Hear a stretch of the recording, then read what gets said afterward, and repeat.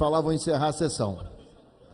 Senhor presidente, senhores e senhoras deputados, eu quero inicialmente parabenizar nesta data extremamente simbólica para o povo negro de todo o mundo, mas sobretudo do país, os 50 anos do assassinato de Martin Luther King, líder político, pacifista, mas sobretudo um homem que na luta política atuou para a promoção da igualdade racial nos Estados Unidos e que é uma referência para todos nós em todo o mundo.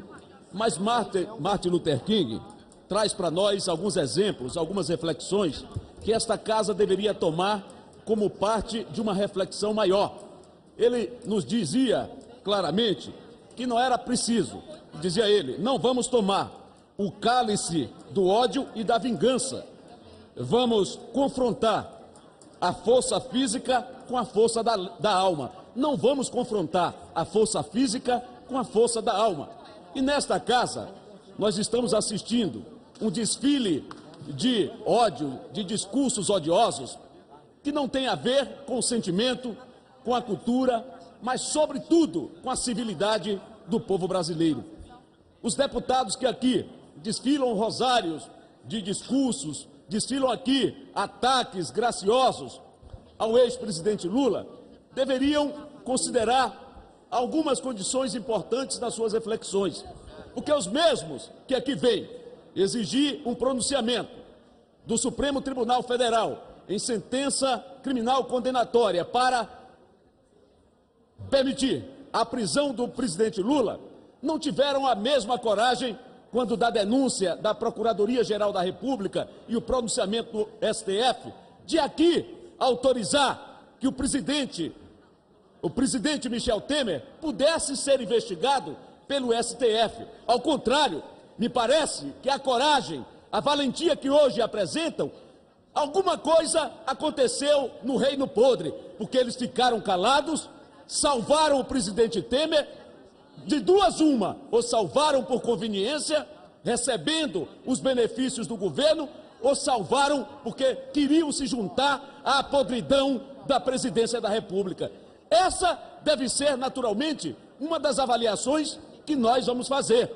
E neste momento, como disse o deputado Trade, nós não devemos considerar aqui a opinião, o personalismo, para julgar, para exigir do Supremo Tribunal Federal uma avaliação personalista.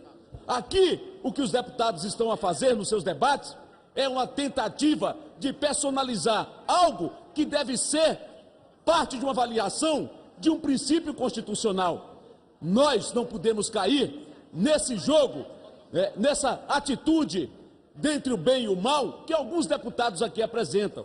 Ora, a realidade que nós estamos a debater e o julgamento que será adotado pelo STF na tarde de hoje não pode e nem deve ter lugar apenas por uma visão personalista. O que nós queremos é que o Supremo Tribunal Federal, a Corte Maior desse país, como guardiã, inclusive, da própria Constituição, não analise o caso, mas analise a tese, analise o princípio constitucional da ampla defesa do trânsito e julgado em que as pessoas devem ter, independente de quem sejam elas, o direito constitucional de ir à última instância recorrendo sobre qualquer tipo de crime que lhes são imputados.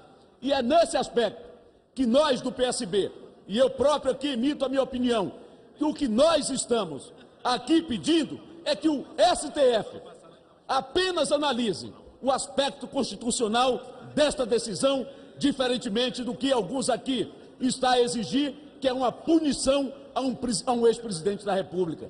Todos sabem que nós do PSB tínhamos e tivemos uma candidatura a presidente da República.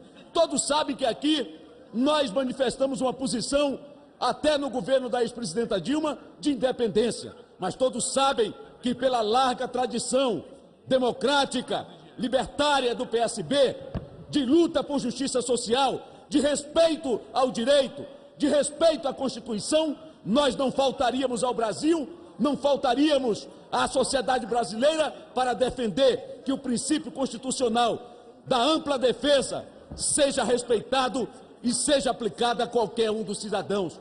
Por isso mesmo, esta Casa e o próprio Constituinte originário, se tivesse analisado de forma distinta, nós teríamos na própria Constituição um outro caminho. Portanto, Trade, quando você fez uma reflexão ontem, e até para eu que não sou um jurista, mas sou um curioso, um deputado, no princípio da hierarquia das leis, não pode uma súmula vinculante estar acima de um princípio constitucional. Uma súmula vinculante não pode estar acima de um princípio constitucional. Por isso, nós queremos que o Supremo Tribunal Federal, ao decidir hoje, decida pela constitucionalidade e não pela representação individual de um ou de outro que está sendo julgado, mas o princípio constitucional como fundamento da garantia dos direitos coletivos individuais da própria sociedade brasileira. Por isso, a nossa palavra em defesa da Constituição e de coragem do STF para julgar. Obrigado.